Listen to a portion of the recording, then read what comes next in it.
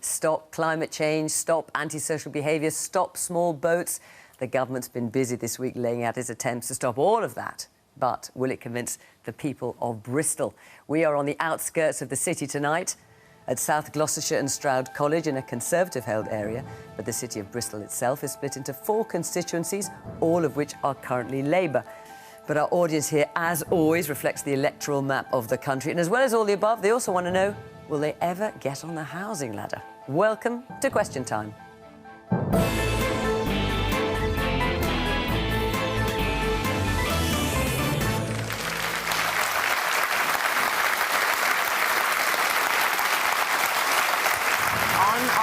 Tonight from the government, Dr Andrew Murrison is Minister for Defence, People, Veterans and Service Families. He served in the Royal Navy as a medic for 18 years, including a 6-month tour of Iraq in 2003.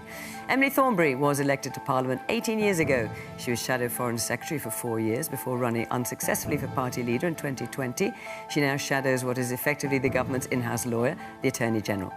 Helen Morgan is in just her 2nd year as an MP. She won the North Shropshire by-election, overturning centuries of Conservative domination there, taking the Lib Dem tally to 14. She now speaks for her party on levelling up, housing and communities. Fraser Nelson is editor of the right-leaning weekly magazine The Spectator, which has been running for nearly 200 years. He also writes a column for the Daily Telegraph.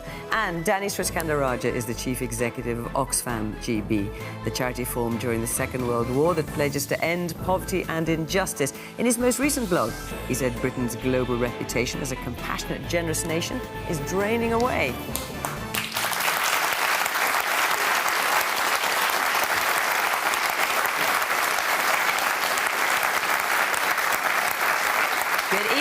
Welcome to our panel, welcome to our audience here in Bristol, and of course welcome to you at home as well. As ever, we're on social media, and just to remind you that we are also on iPlayer at 8 o'clock every week, as well as, of course, being after the 10 o'clock news on BBC One. So, let's get our question. Now, the panel here, it's a bit of an article of faith on Question Time. They do not know what the questions are in advance, but let's hear our first one now from our audience, from Chris Blake. Are the government's plans to house migrants in ex-military bases and potentially vessels a credible alternative to using hotels?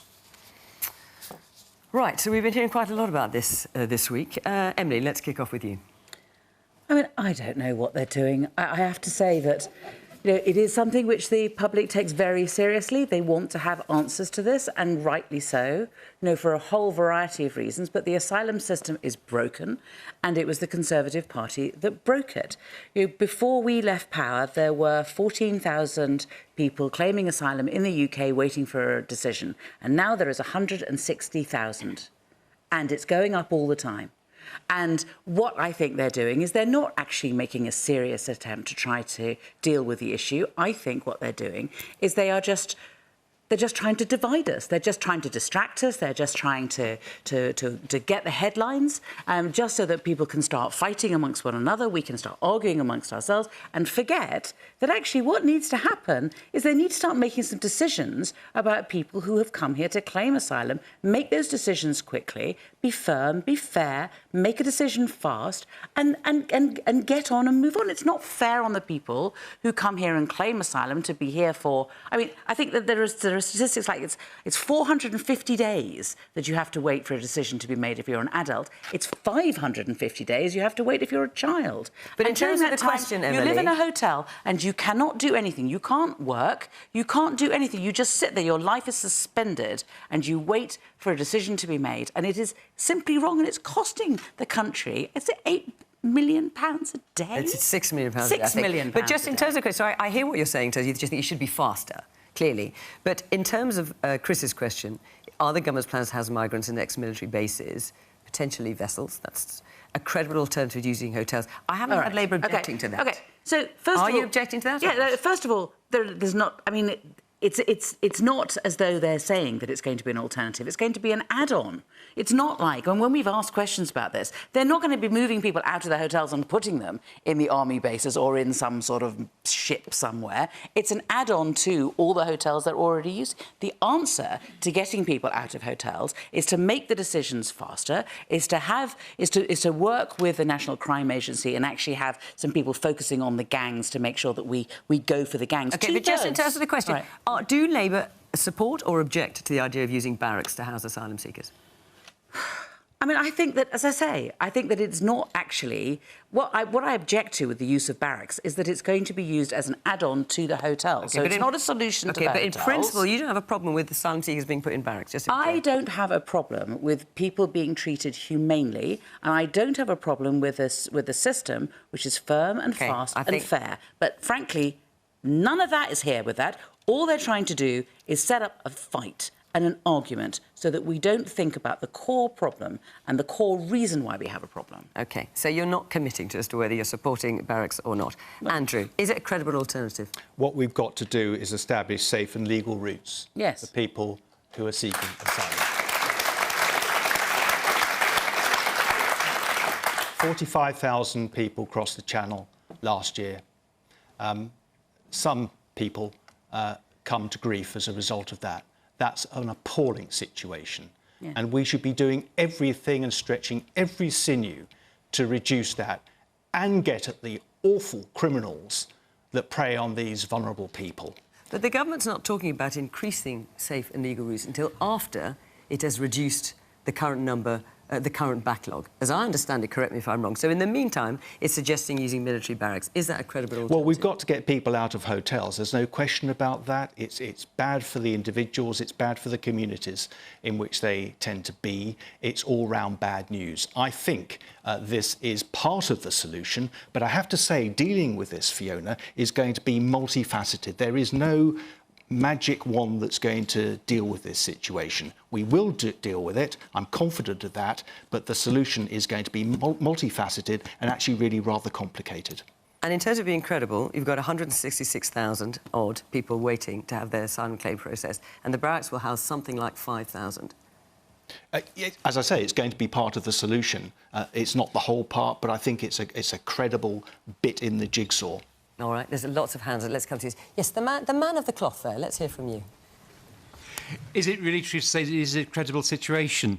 Our obligations towards the Geneva Convention on Refugees are actually being upheld by the way that we are treating refugees at the moment, or I should say asylum seekers.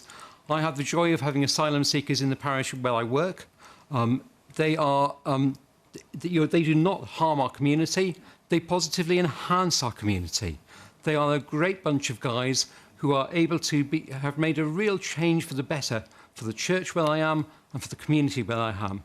It makes me so upset that this is seen as a problem and we're not listening to the stories of these asylum seekers who potentially have got so much to offer and have come from really unsafe places. They need to be given... They need more protection.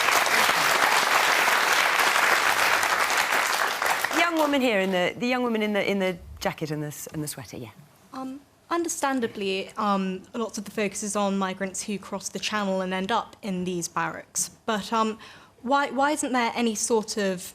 Why isn't there greater discussion around the undocumented population, given that if we're talking about the welfare of these people who come here, they're an even more vulnerable population, often involved in things like modern slavery. No one seems to be seriously proposing solutions or giving much airtime to them.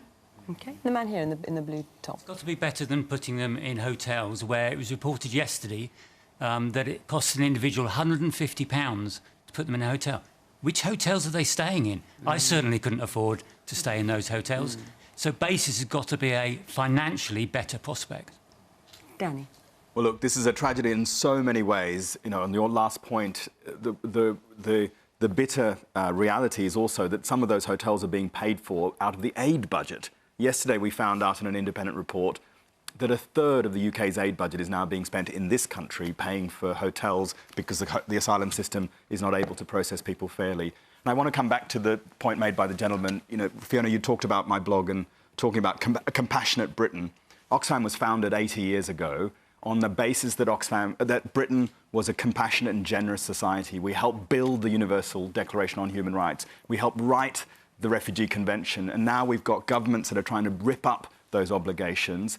And what worries me most of all is the rhetoric, the sort of short-termism in this rhetoric. It involves over-promising and under-delivering and ends up, stoking a fire of public anger that no politician seems to have any idea of how they're going to put the fire out. And that's really bad and really worrying for politics and trust in government. I mean, you've described the government's line on immigration as poisonous. If you take the Australian example, because I think a lot of government policy here is modelled on what Australia did. Australia had a horrendous approach to offshoring the processing of people who arrived on boats. It involved small numbers of people at huge cost, billions of dollars, and it involved reneging on international obligations. But what people forget, of course, is that Australia, in addition to while doing that, was welcoming refugees through large-scale resettlement programs. 1 million people have been accepted into Australia as refugees or on humanitarian programs over the last 70 years. So where is that large-scale resettlement program to provide meaningful, safe and legal routes so that we can show the world that we are a compassionate nation? Fraser. The big change in the last few years is the arrival of people smugglers, who now accounts for something like almost like half of all the arrivals here, asylum seekers, are taken by these guys who are basically the closest we've got to the modern slave trade. Now, the problem is, unless you can tackle the problem, then you're sending people who pay between £3,000 and £15,000 for this journey. You need to break the people smugglers' business model and to do it fairly. At the moment, I think I'm right in saying it costs £20,000 to help an asylum seeker in Britain. Now, for that money, how many could you help overseas? That's a sort of discussion the government needs to have. Now, of course, it makes sense to do everything you can for those who arrive here, just to process them as quickly as you can. But when it comes to the accommodation, I think, to me, what's missing is that right now we ban them from working. We say to them, we're going to force you to basically stay at the taxpayer's expense, to stay on welfare, to wait for 1.5 years to get processed, and we're not going to let you do anything to support yourself while you're here.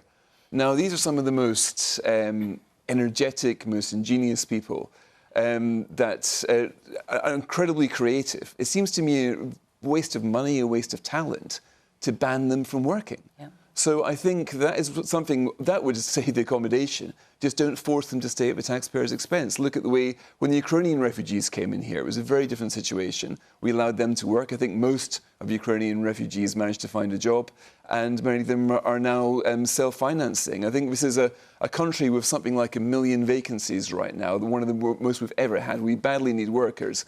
We've got people desperate, I think, to do a good living here. So I think it's possible to have a system where you can... and by the way, I do support the government's plan for Rwandan deportations. I didn't used to, but I came around to the fact that this is the only real way of trying to break the human traffickers' business model. It worked not so long ago. I think Albanians were accounting for almost half of the arrivals of small boats. That was Albania is, a safe country. Now, when the government managed to do a deal with the Albanian government and start deporting people, then the number of Albanians coming here went down very, very quickly. I think the same thing can happen with the small boats, and then we can focus on helping people who are here legitimately and getting through the backlog. But a whole bunch of things need to change. And I think that letting them work while they're here is a major step forward. And here in the white shirt. Oh, hello. Conservatives have been in power now for nearly 13 years, and they still haven't got anything. They're not building suitable places for the immigrants that come over that want to stay here, where everything's being processed, and putting them up in barracks, was it? Yes, I think that's ridiculous. We need investment, and I don't understand why it's taken Conservatives so long, and their ridiculous idea of flying everybody to Rwanda, I think that's stupid. They need something that's more humanitarian. They need something that's more thought out, because there's a lot of people, a lot of potential that's coming over that can help England and the United Kingdom. And at the moment, we're wasting it because we're not letting them work. We're putting them up in hotels. We should have things that's that's better. And we've got a housing crisis as well. Conservatives should be on this. They shouldn't be 13 years in and still scratching their heads. OK, well, Danny, I'm going to come back to you. Andrew, I'll come back to you, obviously. Before I do, Helen, we've not heard from you. So are the government's plans to house migrants on ex-military bases, potentially vessels, a credible alternative to using hotels? And, of course, we've already seen the Foreign Secretary, the former Home Secretary, objecting to a military base in their constituencies, and also another Tory MP, Edward Lee, also doing the same.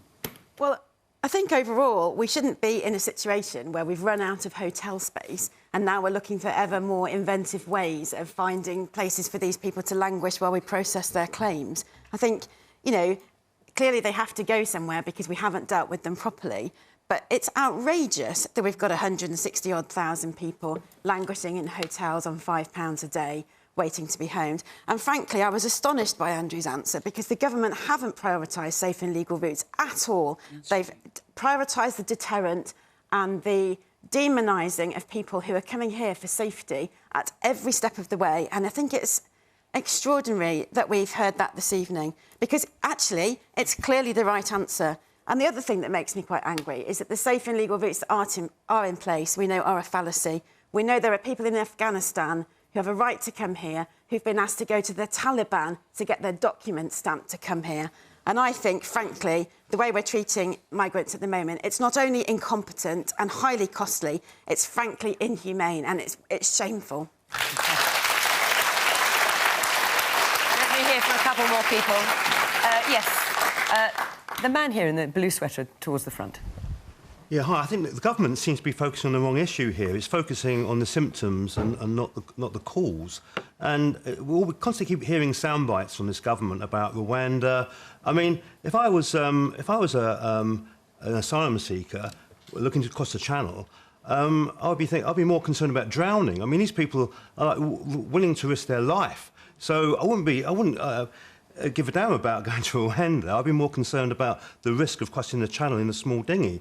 The actual the cause is obviously we've got kind of global issues where people are being displaced through war or famine, and I get that that's going to take a while to resolve. But basically, these gangs that are exploiting these people, no one seems... I mean, it's not really in France's interest to stop it because they're just moving the problem on to another country. So we're not actually sort of tackling the cause. And we hear, like, words from the Conservative government, but nothing... And this gentleman's right. We had 13 years, and the situation... And we've had Brexit, where we're supposed to take control of our own borders, and the situation is worse, and it's getting worse. Now we're looking at... We're trying to scratch around, looking for disused buildings to house these people. When's it going to start getting better?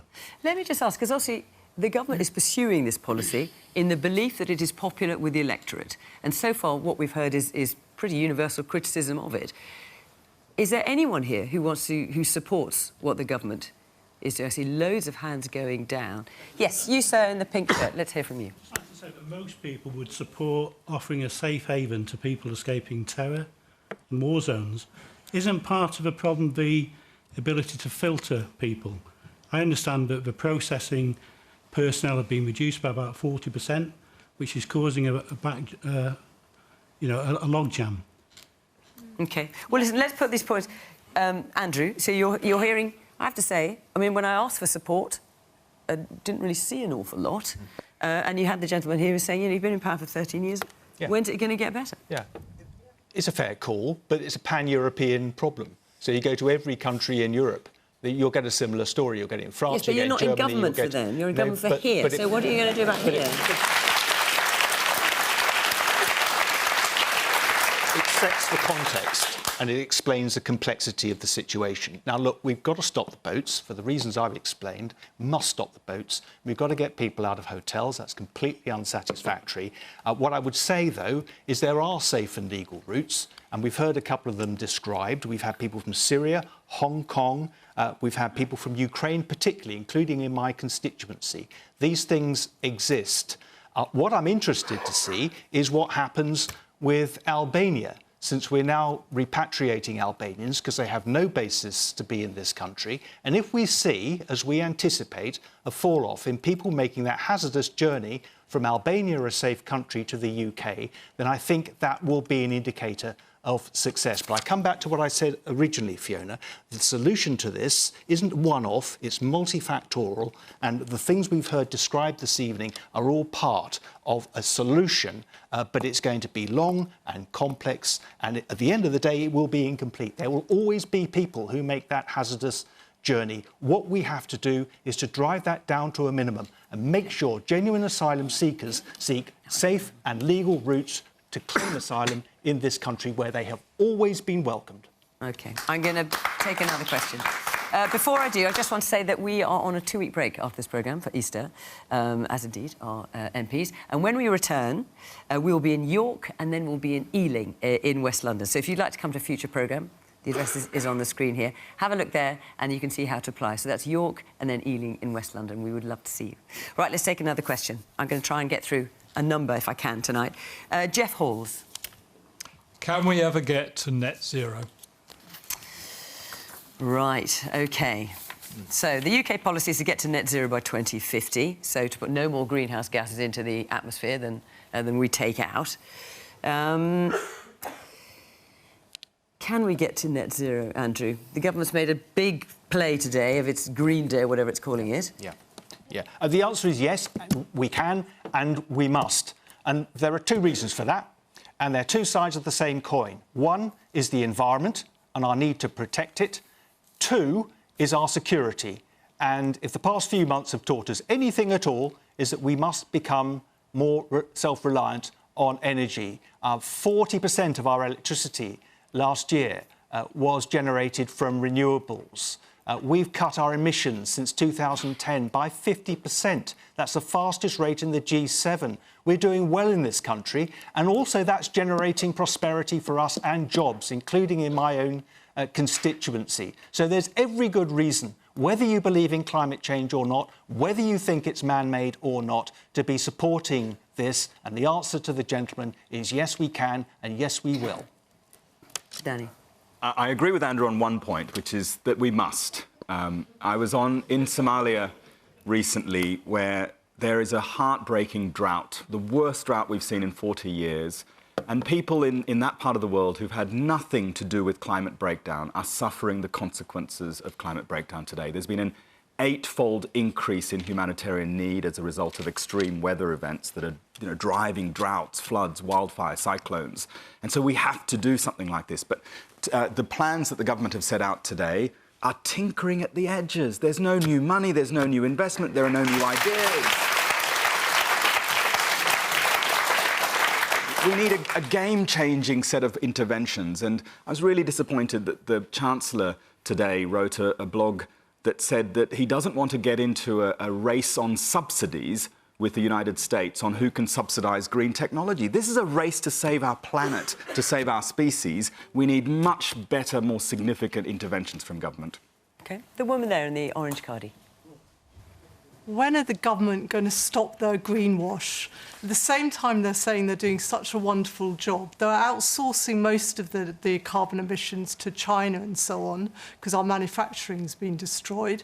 And they're granting airport expansions, they're granting Cumbrian coal mines, they're granting North Sea oil.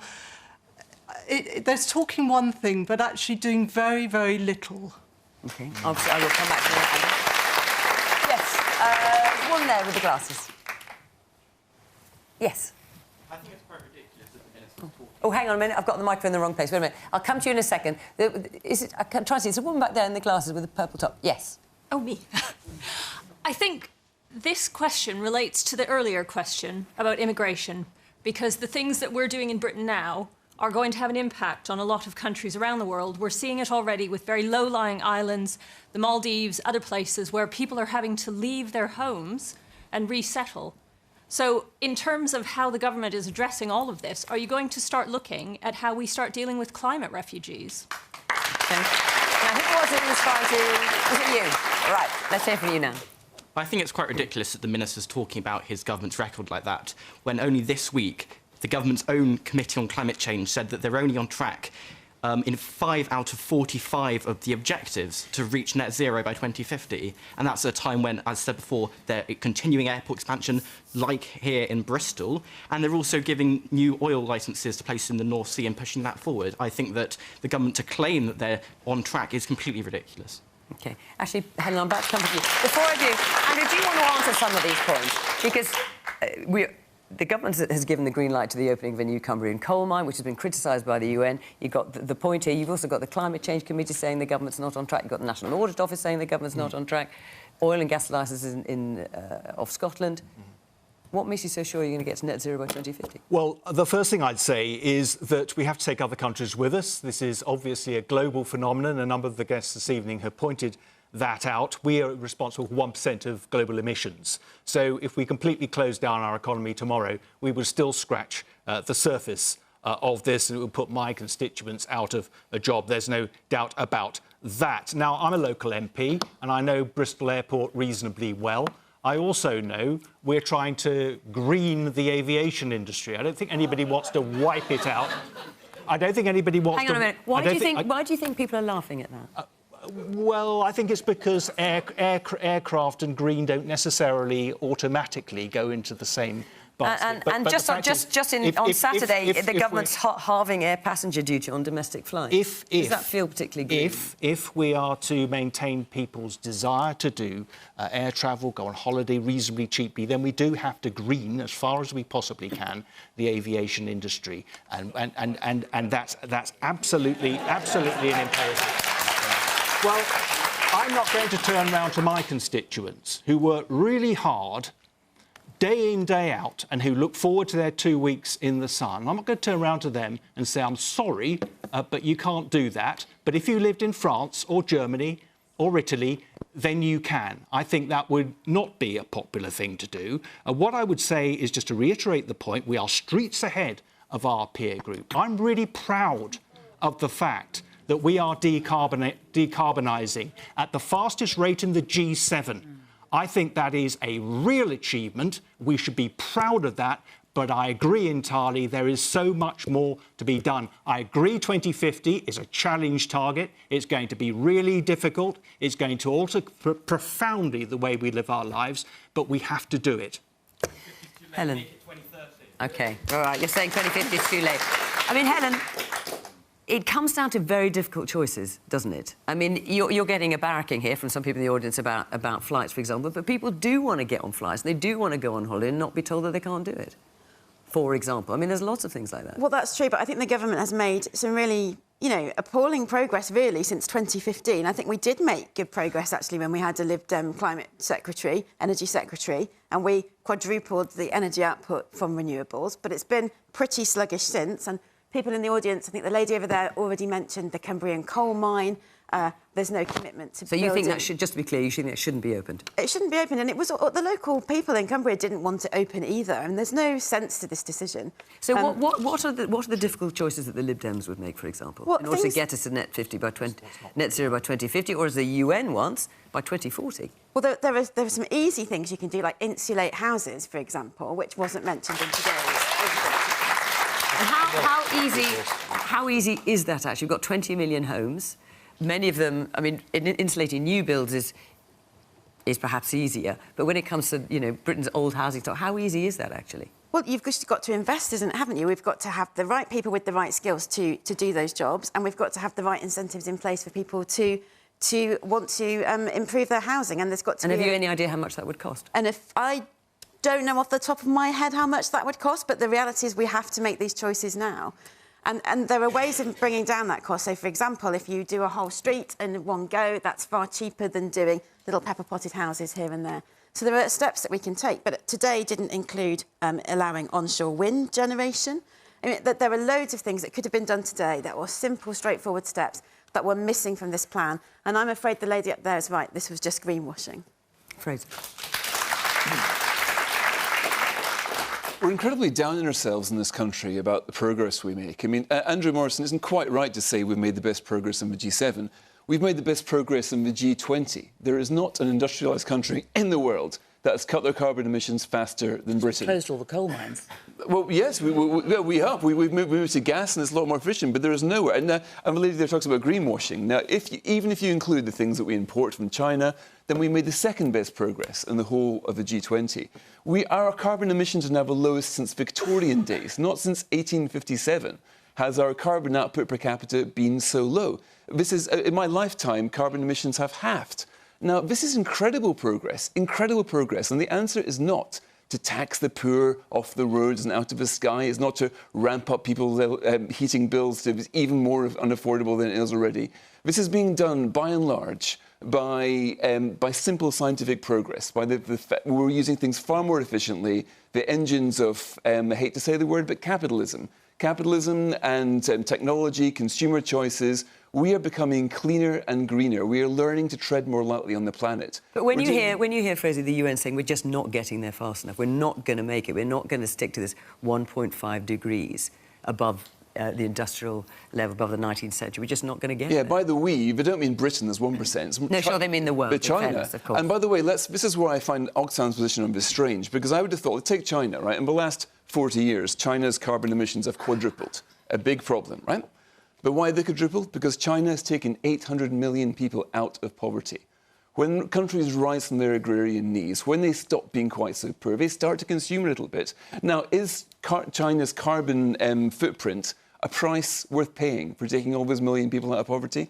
I would say absolutely. We need to remember this. When we talk about we, sure, China, the rest of the world, I mean, the rich world's carbon emissions have been going down pretty much for the last couple of decades. It's the rest of the world where they're going up, and that's because people aren't dying quite so young. We're living better, fuller lives, and thank God for that. And carbon, if carbon is the price we pay for that, that is a price worth paying because there are other things we can do. We can do carbon capture. There are plans about that today. We can do all kinds of things.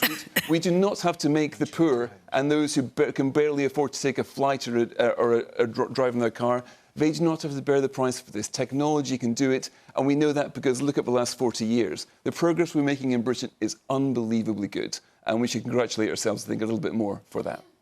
Emily. I think that some country is going to win this global race for becoming a green economy. And I can't see any reason why it shouldn't be us. You know, we were the country that first industrialised. We're the country that should be able to show the way when it comes to an alternative way of living. And that would give us security. We wouldn't need to worry about Putin anymore. We would be making our own energy. We would be insulating our homes so that people's bills went down forever, would not go up again. We would have electric cars, but that does mean that we need to invest in plants that will be making the batteries. You know, we need to have a bit of vision and, quite frankly, a bit of leadership. And what we saw today was yet another bit of greenwash, as people have said, repackaged and a now kind of shinier green bit of paper. But it's Groundhog Day. It's the same thing over and over again, and it simply isn't radical enough. And I think people want this government to go further and faster because we all know we have an obligation to look after the world and we can lead the way. But Emily, what country is doing it better than us?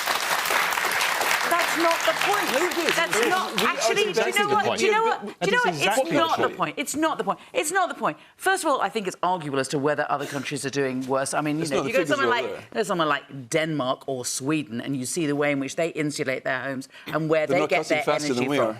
But the point is this, right? Is that with a bit, I mean, given that we have the wind power that we have around our country, you know, given the potential that we have for renewables, we are not going fast enough. Why don't we have onshore wind? Why do we have these drafty homes? Why aren't we insulating them? Yeah. No, we are not. It's happening all the time. It's happening at breakneck speed. I'm getting this look, what we need to do is we need to be able to borrow to invest in our future in order to be able to kickstart our economy again, because our economy has been on a downward slide over the last few years. So not only can we bring people with us in terms of telling them about energy security and insulating their homes, but we can also say to people, there's good jobs out there. There's good jobs out there and there's a good future for our country. But we do need to invest to do that. And that is what we are saying. And that's why we say that we will borrow £28 billion a year and invest it. And invest it in our future and get our economy going again and get a bit of growth in our economy and be growing in the right way. Okay. Well, we've been talking about insulating homes. Let's, sort of in that area, let's hear from Melissa Ward. Melissa, where are you? Should I accept the fact that I may never be able to afford to buy my own home? So, should you have to accept that you may never be able to afford your own home? And you're... Tell us a bit about yourself, Melissa. You're how old? I'm 25. Right. And what do you do? I'm a trainee clinical scientist. Right. So that's a proper job right there. And you... And so, do you think you'll ever be able to afford it? Do you think it's just completely off the cards? You're renting, presumably, at the moment? I rent at the moment, yes. It just seems quite far out of reach, given rent prices and how difficult it is to save up for a deposit. Yeah. OK. I'm sure you won't be alone in that. Helen? Well, I think the crisis in the private rented market is well documented, and I think we're all aware that there's huge pressure on it. And just in terms of... I've just set up my office in North Shropshire.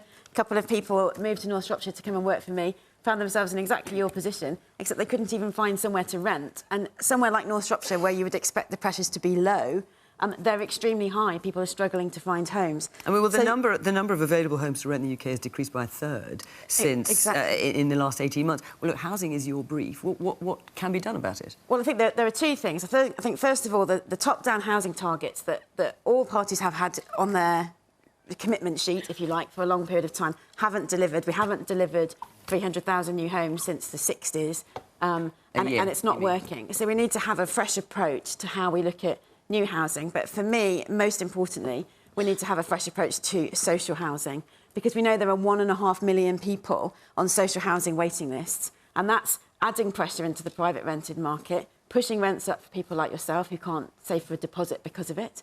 But it's also meaning that we've got families living in inappropriate accommodation, bed and breakfast, people being moved around, you know, kids getting settled in a rented house and then being uprooted because their landlords evicted them and sent somewhere else. It's an appalling situation.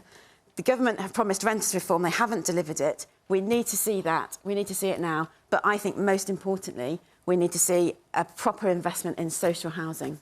OK. Let's hear from someone. The woman in the... No, further back, the woman in the pink sweater. Yeah, just to say, as a parent of 2 young children, my husband and I bought our first house together at the age of 26. I can envisage now that my children will not be able to buy a house at that age, or maybe even 36. And the only way that they potentially will be able to have a house is if my husband and I leave them the house that we will eventually finish paying our mortgage when we're into our 60s. But then, if we leave them our house, our children would be subject to paying a 40% inheritance tax on that property. So I can just see the difficulties. This is not only in private rented accommodation, but people getting onto the property ladder. I just can't see it happening for people in their 30s at the moment. OK. Man here in the dark blue top. Yes, there with the short sleeves. Yes, you. Oh. I think on top of trying to find a new house to buy, I think we need regulation on the houses that are being built. There's a lot of houses like Redcratch Quarter, which is literally right by where I live. They're looking to build 850 new homes, and 100 of them are single-bed, one-bed flats. And I don't know who is a home, like someone looking to buy a house who wants to buy a single-bed, one-bed flat, and that could still be going forward. So they're hitting their affordable housing targets, but I don't know who. Well, I don't know. Maybe. I Those. mean, would that be interesting to you, Melissa? At least you'd own it instead of renting it. Would you consider buying something like that? I'm not sure. Right. It would be what I was hoping to buy. Right. There you go. So, no, it wouldn't appeal to someone like you. OK. Well, Emily. I mean, I think also we have a background of the highest inflation rate that we've had for 40 years, and that's another problem. And with household incomes, crashing as well, it makes it increasingly difficult. But, in the end, in my view, the only way that we're going to be able to get the younger generation onto the housing market is to build more houses. That's what we need to do. And it's difficult, because I tell you what, whenever there's a planning application for more houses, there's lots of people in the area turn up to the planning meeting in order to say they don't want to have the houses. But the 25-year-olds who might have a chance of buying those houses, unfortunately, aren't there, saying to the councillors, actually, we need to have these homes because we, the younger generation, are being left behind. How do you get around that? Because the government tried to introduce a policy where it would it would be easier to build houses despite people's objections, and so many Conservatives objected, they dropped it pretty damn pronto. Well, so what would Labour do about that? I'm not answerable to the... No, I'm not, but I'm just saying... Just because Tories are not, you know... No, but the point is, it can be hard when you've got lots of people objecting. How do you get around that? What's your plan for that? Yeah, I mean, you have to be strong about this, and you have to be clear that actually there is make it harder for people to object. There is intergenerational injustice going on, right? There's the older generation, like myself, those of us who essentially hold on to the levers of power, and we're the ones who are looking after ourselves, and a younger generation who are being overlooked. That's the point. And we need to kind of have and anyone who's under 25 who thinks it's a good idea not to vote, you know, I mean, really, they should be much angrier than they are. But how do you make it easier, Emily, to build more houses, which clearly is a Labour policy, when, as you say, when new housing proposals are put in, lots of people object to them? How does Labour get around that? Yeah, I mean, I think we have to look again at the planning regulations. Of course we do, and we have to look, as I say, look to the future, and not just sort of short-termism and kind of, you know, as the Conservatives are doing. The Conservatives might have an idea, and then you get, you know, 20 of them saying boo, and the Prime Minister runs away. I mean, that's what's going on, you know. So we need to have, you know, a bit of vision and a bit of kind of idea that we do need to look after the younger generation. We need to build more houses, and frankly, the older generation need to get their heads around that quick. You'd need to persuade Labour councils to do that as well. I mean, the thing is, I think this is something which happens, sure, but national governments can say we want lots of houses. Every national government pretty much does. It's for local government they tend to put a spanner in the works. Here in Bristol Council, for example, only a few months ago they voted not to reject the government's more ambitious house building agenda. They said, no, we don't want this. We want, I can't think they mentioned environmentalism or something. And I think in Bristol, this is particularly acute around here. House prices here are very expensive. I've got family here. I've got a 18-year-old niece who's here tonight. And what are her chances of, like Hannah, being able to buy a house, especially when you pick up the local press here? Every time somebody wants to do a housing development, there are protests galore. Absolutely, every time and time and time again. And it seems to be there's an imbalance here. In general elections, people say, yes, we want more houses.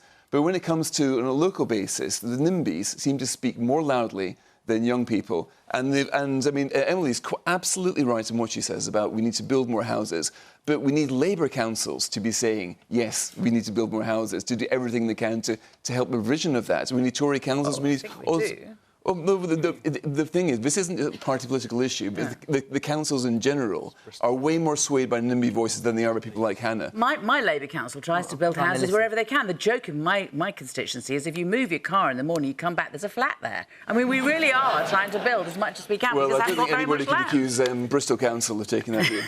The man there in the green top and the glasses. I think it's not just the importance of house prices, but also like rent as well. When I first moved to Bristol 2 years ago, I paid £500 a month rent. I now nearly pay £700 a month rent for the same room.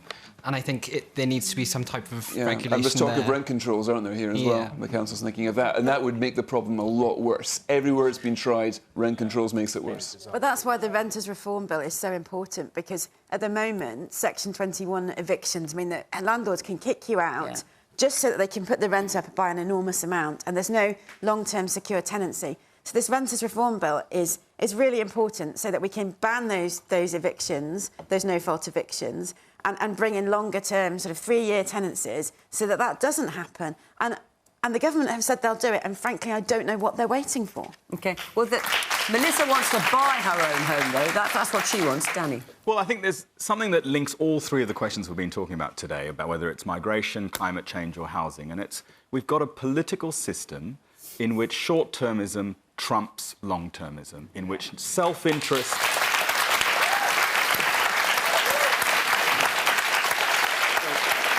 The lady up there was talking about symptoms and causes of migration. You know, tonight, 800 million people will go to bed hungry around the world, and yet our government is cutting the aid budget. Mobility and the factors that drive it are long-term and are going to get worse. We need long-term solutions. Climate change, the young man here who was calling for more ambitious targets by 2030, while politicians are arguing about who are we going faster than with. Are we doing as much as we can to deliver intergenerational justice? And the same goes for housing. We're scared to tackle inequality. Those who happen to have wealth are seeing their wealth accumulate at greater rates than we've seen in history, but young people can't get on the property ladder. We need a political system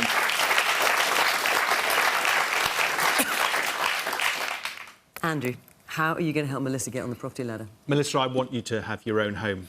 I think it's an aspiration. Well, not half as much as she does. How are you going to help her? I've got 5 children about your age, and I live this experience, and I'm with you. I'm from the party that introduced right to buy, and the reason for that, the reason that was a good thing is it gave people, for the first time in generations, the kind of thing that a lot of us in this room will have just taken for granted. So the aspiration is the correct one. We built 2.2 million houses since 2010.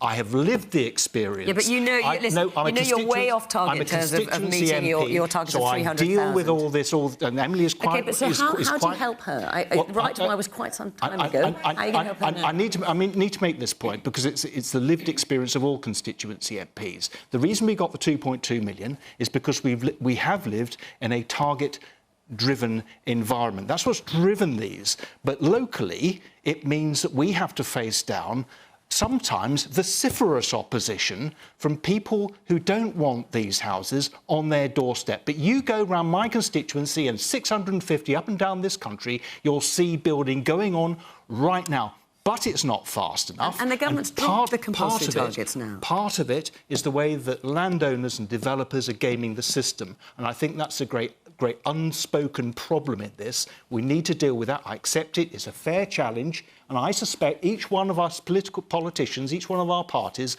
running up to the next general election are going to have something that's going to convince you to vote for us. And we're not there yet. But your aspiration's the right one.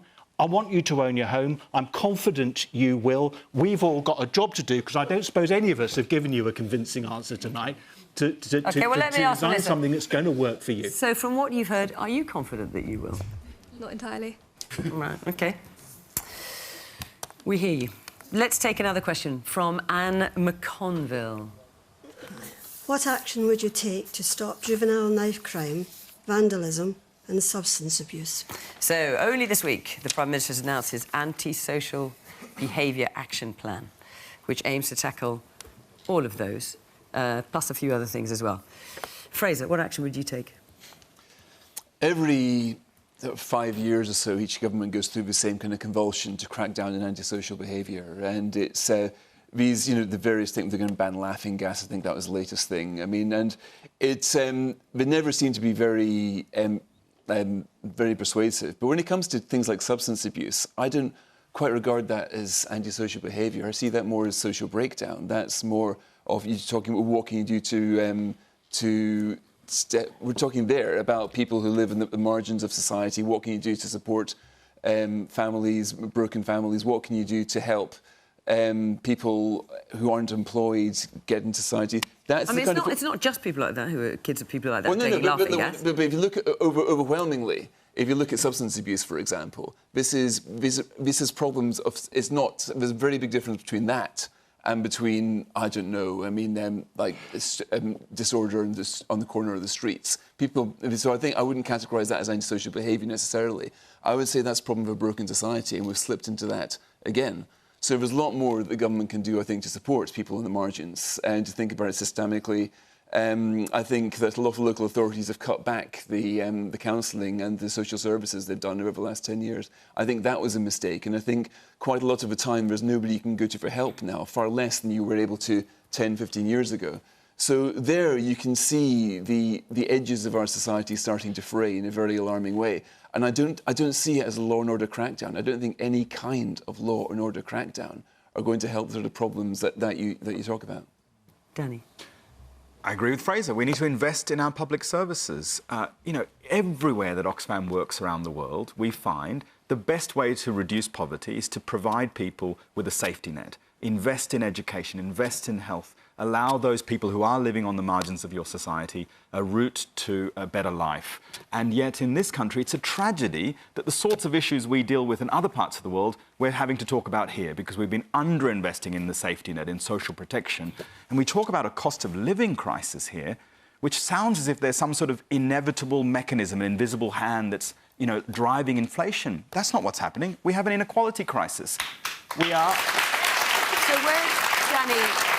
Where do you think the money should come from for investing more in these services? Well, we need to... Is it higher taxes, what we use? Yes, we've had very historically low levels of taxes on, say, wealth. You know, And we're paying the highest level of tax we've paid since the Second World War, I think, at the moment. But right, not we've had cuts. Not the rich, you're saying. And on wealth taxes, you know, the returns to wealth in the last few years, in the last few decades across the world, have far outstripped the returns to labour. Last year, 1.7 billion workers in the world had their wages grow slower than prices, which meant that they're worse off as a result of what's happening. That's happening not because of some sort of global phenomenon. It's happening because of deliberate policy choices not to protect those who are vulnerable, not to raise the minimum wage, not to tax the wealthy. OK. Let's have on. The man in the corner there, yes, in the black top, black jacket. Good evening. Surely the situation starts with community policing, Fiona. You had a police officer, I think, on your last show, was almost in tears, telling us there's no community policing at all these days. They're all being diverted into other crimes. And I just think if we got more community police, we can start dealing with these issues. OK. And the woman there in the green top and the glasses. Yeah, I'm staggered, to be honest, at the gap between the audience and the panel, and the notion that you think that you're succeeding on green energy, or that people support human beings washing up on our shores or being deported to Rwanda. I'm absolutely staggered. The way that we talk about serious youth violence is not to talk about crime, it's to talk about the trauma that they've actually experienced in the last 2 years. You have cut funding, you've cut budgets in school. We can't recruit teachers. We can't recruit teaching assistants. You've cut social workers.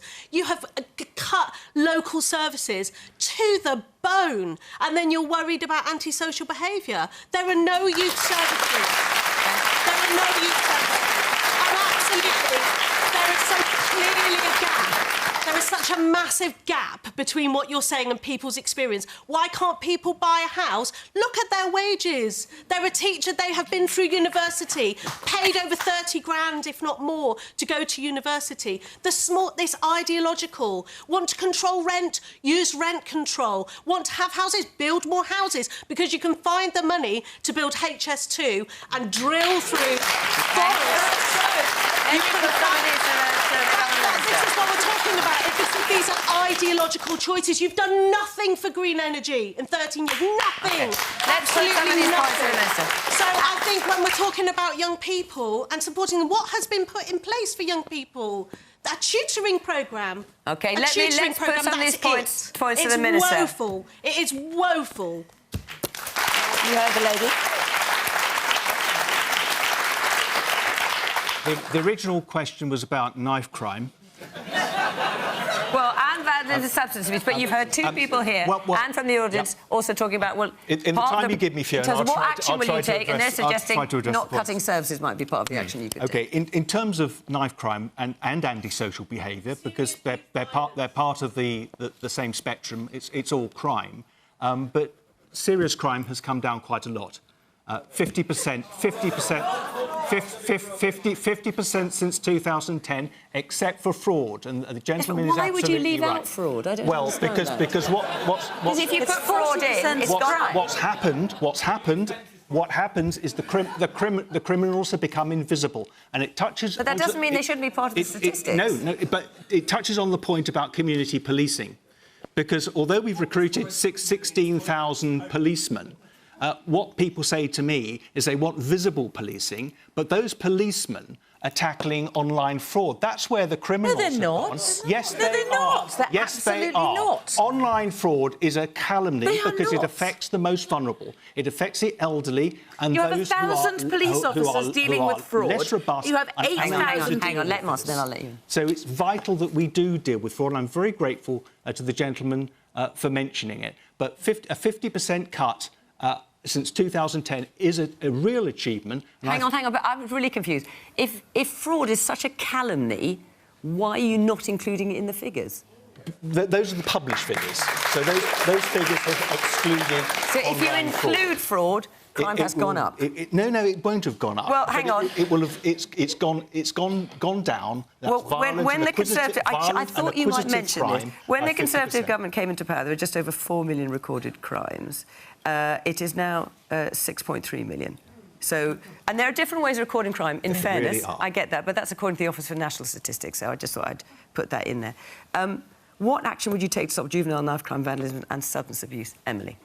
Can I talk about fraud for a moment? Just very brief. I've only got 4 minutes left, and I've got to get Helen in as well. 40% of crime is fraud. 1,000 police officers are dealing with fraud. You have 8,000 people in the Department of Work and Pensions dealing with fraud. I mean, that is the priorities. You know, we are not dealing with fraud properly, and we don't even record attempted fraud. So if someone tries to have a go at you and you ring up action fraud, they won't even record it because it's an attempted fraud and therefore not a fraud, and therefore they don't bother to record it. So, you know, the amount of crime that's actually going on. And the last lot of statistics that were published, I think were published 6 years ago, on the amount of money that we think that we lost in this country as a result of fraud, and it was £198 billion. And that is the amount of money we spent on the National Health Service in the first year of the pandemic.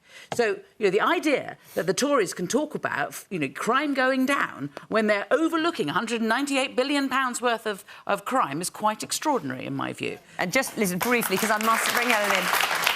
What action would you take to stop... Let's deal with Anne's question. She's asked it. What action would you take to stop juvenile knife crime, vandalism and substance abuse? So very quickly, so we would reintroduce the PCSOs, the community police officers that we've been talking about, because no community can have policing done to it. You have to work with police officers, and that's the way in which you make a community safe. And the community's priorities then become the police officers' priorities because they work closely with that community. We have to spend, and we, Labour, would spend £1 billion on mental health, and we will be putting mental health workers in the schools. Every secondary school would have a mental health worker, and all primary schools would have one that they would be sharing, you know, so that we can deal with those issues as well. Right. We would stop the way in which you can buy knives so easily online.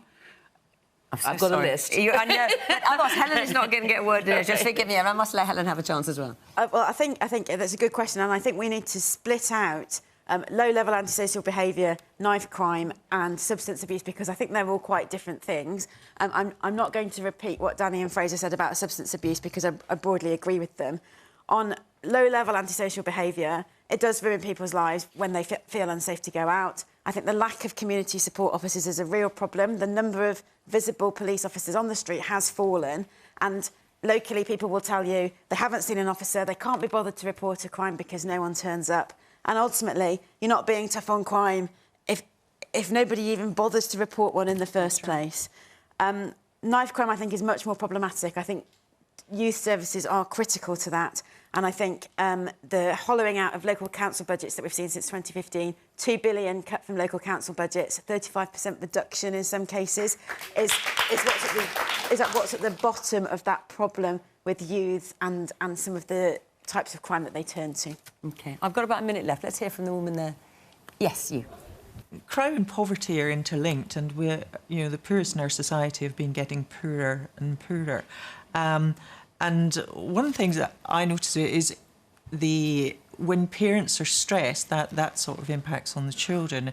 And that's where we have to tackle things. It's within the families, because children aren't born criminals, but when their parents are sort of struggling with just basic, you know, trying to survive, and they don't have the time to look after the children, you know, then we're creating more and more problems. And that's starts. Really... Bring back the sure starts. Yeah, exactly. Pay people better and respect them, and I wish this government would stop vilifying the most vulnerable in society. It's all it's doing is getting rid of youth, and it doesn't help anything. What we need is solutions. We need a lot more love in our society, a lot more care. A lot more love. A lot more love on the panel, maybe. I don't know. Anyway, thank you for your point. That is it for this week. Our time is up. Thank you very much to the panel. Thank you very much to our audience for coming along here tonight. Thank you for watching. Remember, we're on iPlayer at 8 o'clock every week, if after 10 o'clock news is too late for you. But from Question Time in Bristol. Thank you. Bye-bye.